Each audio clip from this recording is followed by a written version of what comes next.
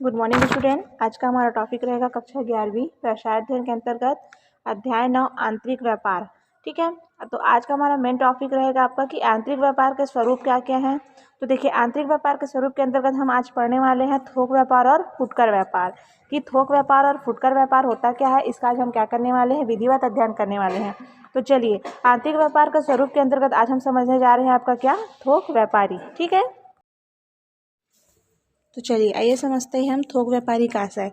देखिए, आप लोग प्राचीन काल में उत्पादक वस्तु का निर्माण स्थानीय स्तर पर लघु पैमाने पर करते थे। वे अपनी उत्पादित या विनिर्मित वस्तु का विक्रय स्थानीय ग्राहकों को करते थे। इस प्रक्रिया में न तो मध्यस्थों की आवश्यकता होती थी और न ही वितरण में कोई कठिनाई होती थी। लेकिन आज का जो परिदृश्य है वो क्या है, बहुत ही अलग है। क्योंकि उत्पादन एवं वितरण की प्रणाली न केवल क्या हो गया है, विस्तृत, बल्कि व्यापक और कठिन भी हो गया है। लेकिन उत्पादन अनेक प्रकार के जोखिमों से युक्त है, इसलिए यहाँ के सहयोगियों की आवश्यकता प्रतीत हुई, जो जोखिमों को कम करने एवं निर्मित वस्तुओं के विक्रय में सहायता करने सहयोगी की आवश्यकता प्रतीत हुई, जो जोखिमों को कम करने में और वस्तुओं के विक्रय में सहायता कर सकते हैं। ठीक है, इस प्रकार उत्पादक एवं उपभोक्ता के बीच कुछ कुशल एवं चतुर व्यक्तियों का भी प्रवेश हुआ। इन्हें मध्यस्थ कहा गया। ठीक है, अब थोक व्यापारी में एक मध्यस्थ है। तो देखिए, अब समझते हैं हम थोक व्यापारी बड़ी मात्रा में उत्पादकों से माल क्या करता है, क्रय करता है। फिर फुटकर व्यापारियों को थोड़ी मात्रा में उनके द्वारा चाही गई मात्रा में माल का विक्रय करता है। मतलब एक बहुत ही थोक व्यापारी क्या करता है, बहुत ही अधिक मात्रा में माल का क्रय करता है और फुटकर व्यापारियों को जितना ज़रूरत रहता है उतना माल वो क्या करता है, बेचता है। इस प्रकार उत्पादक के माल को उपभोक्ता तक पहुंचाने में वो उत्पादन एवं फुटकर व्यापारी की सहायता करता है। ठीक, क्या हो गया उसका आशय। अब समझते हैं उसकी परिभाषा। तो हम समझते हैं उसकी परिभाषा में मैसन एवं रथ के अनुसार। तो उनका कहना है कि एक व्यक्ति या फर्म जो वस्तुओं को क्रय करके या तो फुटकर विक्रेताओं को क्या करता है, उपभोक्ताओं को पुनः विक्रय के लिए बेचता है, या फिर व्यावसायिक फर्मों को भी बेच सकता है। उन्हें औद्योगिक और व्यावसायिक उपभोग में लाती है, जिसे हम क्या कहते हैं, थोक व्यापारी कहते हैं। ठीक है, और थोक व्यापारी वे होते हैं जो उत्पादकों से बड़ी मात्रा में माल क्रय करके संग्रह करते हैं। ठीक है, और फिर उसे फुटकर व्यापारियों को आवश्यकता अनुसार क्या करते हैं, बेचते हैं। ये क्या कहलाता है, हमारा थोक व्यापारी कहलाता है। ठीक है, हमने समझ लिया थोक व्यापारी का आशय और परिभाषा।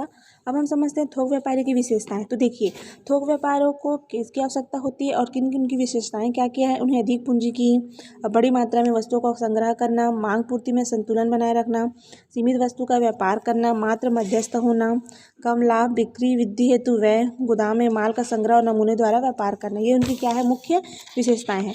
अब देखिए, अधिक पूंजी बोला जा रहा है तो थोक व्यापार आरंभ करने के लिए हमें सबसे अधिक पूंजी की आवश्यकता होती है, क्योंकि थोक व्यापारी अधिक मात्रा में माल को क्या करता है, खरीदता है। जब तक उसके पास अधिक मात्रा में पूंजी नहीं होगी तब तक वह अधिक मात्रा में माल को क्रय नहीं कर सकता। फिर फुटकर व्यापारियों को थोड़ी थोड़ी मात्रा में वो क्या करता है, बेचता है। इसके नाम से उसको गोदाम रखना पड़ता है। कभी कभी उत्पादकों को आर्थिक सहायता भी प्रदान करता है, विज्ञापन में भी व्यय करना पड़ता है, इसलिए उसको अधिक पूंजी की आवश्यकता पड़ती है। और पूंजी के बारे में थोक व्यापारियों के संबंध में कहा जाता है कि थोक व्यापारी उत्पादक एवं फुटकर व्यापारियों का एक अर्थ प्रबंधक होता है। दूसरी विशेषताओं में इसका बताया जा रहा है कि बड़ी मात्रा में वस्तुओं का संग्रह करना। क्यों करना, क्योंकि थोक व्यापारी बड़ी मात्रा में वस्तुओं का क्या करता है, संग्रह करता है, मतलब भंडारण करके रखता है उसे। इसे वह फुटकर व्यापारियों को निरंतर वस्तु की आपूर्ति करने में सक्षम होता है। थोक व्यापारियों द्वारा बड़ी मात्रा में क्या करता है, निर्मित माल क्रय कर लेने से उत्पादक निरंतर उत्पादन करने की स्थिति में होता है, क्योंकि निर्मित माल के विक्रय से प्राप्त राशि से आगे उत्पादक का कार्य क्या रहता है, निरंतर चालू रहता है। फिर तीसरा इनकी विशेषता है मांग पूर्ति में संतुलन बनाए रखना। तो देखिए, थोक व्यापारी मांग पूर्ति में संतुलन बनाए रखता है। चूँकि वस्तुओं पर उसका स्वामित्व होता है, अतः वस्तु की कम अधिक पूंजी पूर्ति कर मांग एवं पूर्ति का संतुलन बनाए रखता है और वस्तु के मूल्य को स्थिरता प्रदान करता है। ठीक है, फिर चौथा इसकी विशेषता है सीमित वस्तु का व्यापार करना। थोक व्यापारी क्या करता है, मुश्किल से सीमित वस्तु का व्यापार करता है। वो अनेक प्रकार की वस्तु का थोक व्यापारी नहीं बनता। मुख्य रूप से जो उसको जिस चीज़ का व्यापार करना है उसका वो क्या करता है, थोक व्यापार करता है। अनेक वस्तुओं का बड़ी मात्रा में क्रय विक्रय संभव नहीं होता, अतः वस्तु का विशाल भंडार रखना पड़ेगा। ठीक है, फिर पांचवी विशेषता है इसका मात्र मध्यस्थ का काम करना। तो देखिए, थोक व्यापारी मात्र क्या होते हैं, बीच के आदमी होते हैं, मध्यस्थ कहलाते हैं।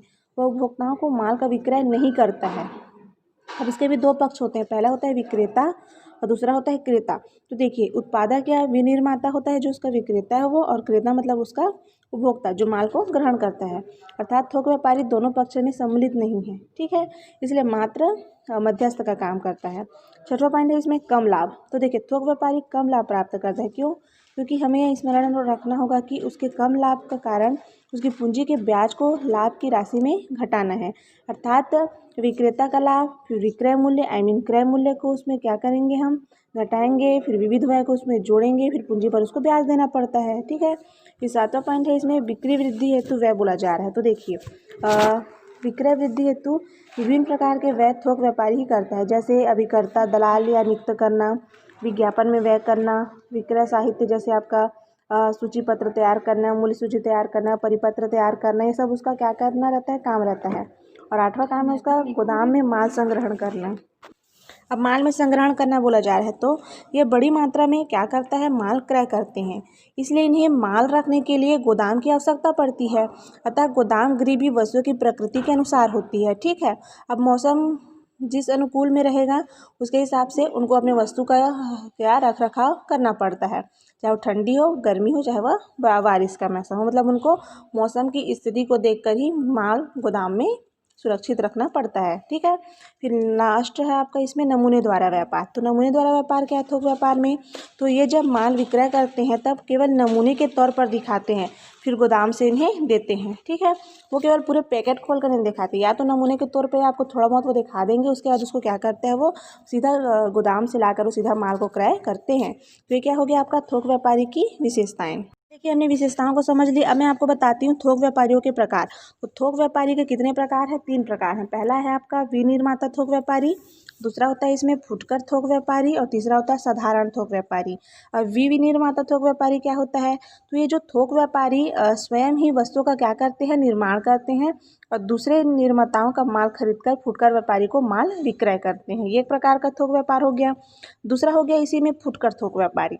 अब फुटकर थोक व्यापारी क्या है, तो ये व्यापारी फुटकर एवं थोक दोनों प्रकार का व्यापार करते हैं, मतलब या तो वो थोक रूप में भी माल का विक्रय करते हैं और कभी कभी उसे मतलब फुटकर चिल्लर के रूप में भी लोगों को वितरित करते हैं, ठीक है, जिसे उत्पादकों से बड़ी मात्रा में माल खरीदते हैं और फुटकर दुकानें खोलकर ग्राहकों को सीधे माल का विक्रय करते हैं। ये उसके दूसरे प्रकार के अंतर्गत आ गया। तीसरा इसमें साधारण थोक व्यापारी। अब ये साधारण थोक व्यापारी क्या है, तो देखिए साधारण थोक व्यापारी, ये थोक व्यापारी माल के क्या होते हैं, वितरक होते हैं। क्यों? क्योंकि उत्पादक से माल अधिक मात्रा में खरीद कर फुटकर व्यापारियों को बेचते हैं। अतः यह ना तो माल का उत्पादन करते हैं और ना ही फुटकर दुकान खोलते हैं, मतलब छोटी दुकान खोलते हैं। इनके पास बड़ी बड़ी क्या होते हैं, माल के गोदाम होते हैं, जिसे माल भर कर रख लिया जाता है और गोदाम से ही माल सीधे फुटकर व्यापारी को प्रेषित किया जाता है। तो देखिए थोक व्यापारी के प्रकार में हमने कितने प्रकार को समझा, 3 प्रकार का। पहला है आपका विनिर्माता थोक व्यापारी, दूसरा हो गया आपका फुटकर थोक व्यापारी और तीसरा हो गया आपका साधारण थोक व्यापारी। हमने समझ लिया थोक व्यापारी की विशेषताएं, उसके प्रकार। अब हम समझते हैं थोक व्यापारी की सेवाएं, ठीक है। तो देखिए थोक व्यापारियों की सेवाओं को 3 वर्गों में विभाजित कर दिया गया है। पहला है आपका उत्पादकों या विनिर्माताओं के प्रति सेवाएं, दूसरा है आपका फुटकर व्यापारियों के प्रति सेवाएं और तीसरा हो गया समाज के प्रति सेवाएं। ये बहुत ही इंपॉर्टेंट क्वेश्चन भी बनता है ना कि थोक व्यापारी की सेवाएं क्या क्या हैं, ये आपको बताना पड़ेगा पेपर में। तो ये इंपॉर्टेंट क्वेश्चन है आपका, तो जिसके अंतर्गत आपको 3 भाग में उसको बांट दिया गया है, मतलब 3 वर्गों में बांटा गया है। क्या बताइए मैं, पहला आपको उत्पादकों के प्रति, फुटकर व्यापारियों के प्रति और समाज के प्रति सेवाएं। तो चलिए उत्पादकों वाला पढ़ते हैं हम। समझते हैं कि थोक व्यापारी उत्पादकों या विनिर्माताओं के प्रति महत्वपूर्ण सेवाएं प्रतिपादित करते हैं। इन सेवाओं को संक्षेप में इस प्रकार हम व्यक्त कर सकते हैं कि क्या क्या, तो मध्यस्थता का कार्य संपन्न करते हैं, उत्पादकों को माल के संबंध में जानकारी प्रदान करते हैं, कभी कभी आर्थिक सहयोग भी प्रदान करते हैं, बड़ी मात्रा में वस्तु प्रदाय कर आदेश देते हैं, जिस उत्पादन के कार्य में क्या आती है, तीव्रता आती है। थोक व्यापारी मांग पूर्ति में संतुलन स्थापित कर मूल्य में स्थायित्व बनाए रखता है, जिससे उत्पादक हानि के भय से मुक्त रहता है, ठीक है। चलिए अब इसी में आपका दूसरा फुटकर व्यापारियों के प्रति सेवा है। तो फुटकर व्यापारियों के प्रति क्या क्या सेवाएं हैं, तो आवश्यकता अनुसार माल की पूर्ति करना, समय समय पर उनको परामर्श देना, साख की सुविधा प्रदान करना, माल संग्रह से मुक्ति प्रदान करता है, बिक्री बढ़ाने में भी सहायता प्रदान करता है, साथ ही साथ परिवहन की सुविधा भी प्रदान करता है ना, और संवेष्टन की सुविधा भी प्रदान करना, और नवीन वस्तुओं के संबंध में जानकारी प्रदान करना। ये किसका होता है? फुटकर व्यापारी के प्रति उनका सेवाएं होता है। फिर तीसरा है आपका समाज के प्रति सेवाएं। अब देखिए समाज के प्रति सेवाएं में क्या क्या है, तो उपभोक्ताओं की रुचि के अनुसार वस्तुएं फुटकर व्यापारी को उपलब्ध कराता है। मतलब जो रुचि, जो उपभोक्ता रहते हैं, मतलब जो ग्राहक होते हैं, जो हम होते हैं, उनको क्या करना है, उनकी रुचि के अनुसार से उनको क्या करना है, वस्तुएं उपलब्ध कराना। मूल्यों में समानता बनाए रखना, तो इस कारण उस क्षेत्र के सभी फुटकर दुकानों में वस्तु के मूल्य में समानता होती है।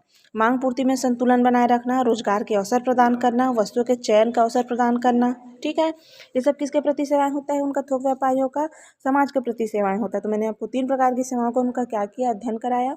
उत्पादकों के प्रति, फुटकर व्यापारियों के प्रति, और समाज के प्रति उनकी सेवाएं। चलिए अब आगे बढ़ते हैं हम थोक व्यापारी के दोस्त। तो देखिए वर्तमान व्यावसायिक जगत में थोक व्यापारियों का महत्वपूर्ण स्थान रहा है, लेकिन उसके द्वारा उत्पादक, फुटकर व्यापारी एवं समाज की महत्वपूर्ण सेवाएं भी की जाती है। इसके बाद भी संगठन के अनेक दोष एवं उनकी सीमाएं हैं, जैसे एक बाधक दीवार का। तो कैसे? तो थोक व्यापारी उत्पादक एवं उपभोक्ता के बीच एक दीवार के रूप में कार्य करता है, क्योंकि दोनों एक दूसरे के संपर्क में आने से रोकते हैं दूसरे को। उत्पादक उपभोक्ता के लिए वस्तुओं का क्या करते हैं, निर्माण करते हैं, तथा उपभोक्ता अपनी आवश्यकता की पूर्ति के लिए उन वस्तुओं का क्या करता है, क्रय करता है। लेकिन थोक व्यापारी वस्तुओं को बड़ी मात्रा में क्रय कर आपूर्ति पर अपना नियंत्रण स्थापित कर लेता है। ठीक है, दूसरा है वस्तु का अधिक मूल्य निर्धारण करना। देखिए वस्तुओं की आपूर्ति पर नियंत्रण होने के कारण वस्तुओं के अभाव की स्थिति का निर्माण करते रहते हैं, जिससे वे अधिक से अधिक मूल्य में वस्तुओं की बिक्री कर अधिकतर लाभ अर्जन कर सकें।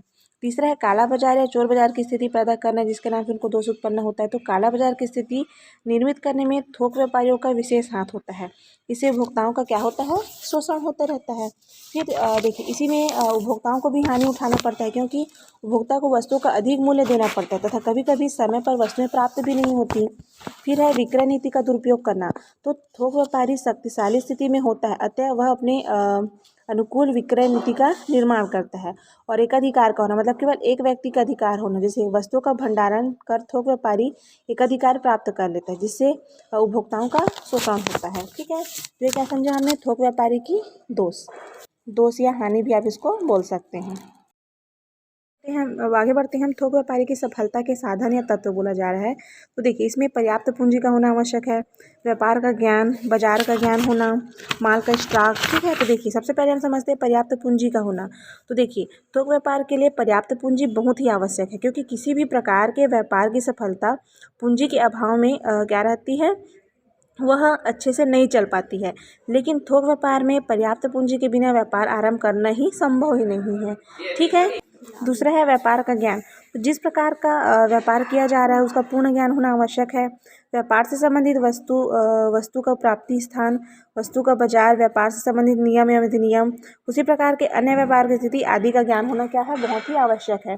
तीसरा है बाजार। देखो व्यापार के ज्ञान के साथ साथ ही बाजार का ज्ञान होना भी बहुत ही आवश्यक है, क्योंकि जब तक थोक व्यापारी वस्तु का एकत्रीकरण, संग्रहण आदि विक्रय के लिए करता है, अतः उससे संबंधित वस्तु के बाजार का पूर्ण ज्ञान होना अवश्य होना चाहिए।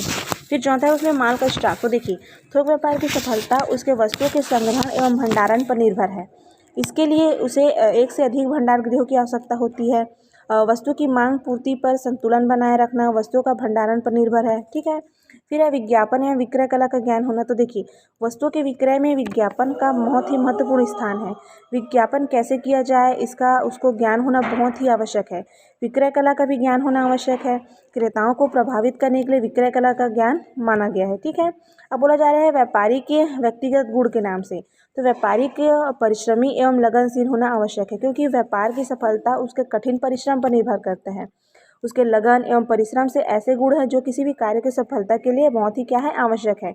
इसके अतिरिक्त उसे वाणिज्य व्यापार का ज्ञान हो, उसे शीघ्र निर्णय ले सकने की क्या हो, क्षमता हो। साथ ही साथ इसमें शासकीय नियमों का भी ज्ञान होना चाहिए, प्रशासकीय नियमों का भी ज्ञान होना, नवीन बाजारों का ज्ञान होना, और बहुत सारे अतिरिक्त ज्ञान जैसे आवश्यकता अनुसार भंडार गृहों की स्थापना, परिवहन के साधनों की उचित व्यवस्था आदि थोक व्यापार की सफलता के क्या है, बहुत ही आवश्यक है। तो आज का हमारा टॉपिक क्या था, आंतरिक व्यापार के स्वरूप, जिसके अंतर्गत 2 भाग में बांट दिया गया है, थोक व्यापार और फुटकर व्यापार। तो आज हमने केवल थोक व्यापार का क्या किया, अध्ययन किया। आने वाले वीडियो में हम समझेंगे फुटकर व्यापार का। ठीक है।